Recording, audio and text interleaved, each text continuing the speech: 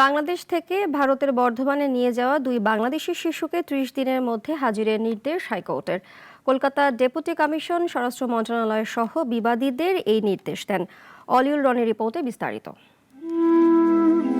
১২ বছর আগে চট্টগ্রামের মেয়ে মৌসুমী শর্মার সঙ্গে বিয়ে হয় মিহির শর্মার।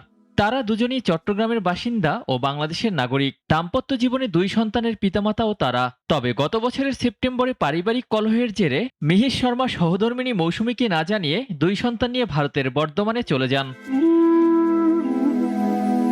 মৌসুমী শর্মা অনেক খোঁজাখুঁজির পর জানতে পারেন সন্তানরা ভারতে চলে গেছে তার বাবার সাথে। মৌসুমী অভিযোগ করেন তাদের মধ্যে কোনো ছাড়াছাড়ি হয়নি। সন্তানদের দেখতে এবং কথা বলতে না পেরে দিশেহারা হয়ে যান মৌসুমী। উপায় না পেয়ে দ্বারস্থ হন হাইকোর্টের। কারণ আমি দুইটা বাচ্চা জন্ম দিলাম, বাট আমার বাচ্চাগুলো আমার কাছ থেকে নিয়ে চলে গেছে।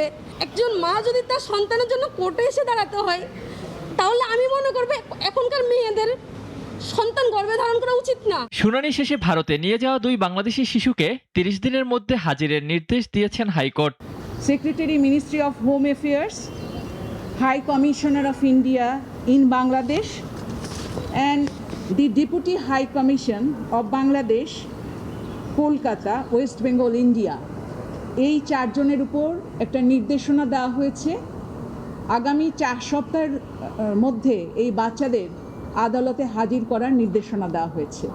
4 সপ্তাহ পর মামলাটি আবারও শুনানির জন্য আসবে বলে জানান আইনজীবী। অলিউল রনি, নাগরিক, ঢাকা।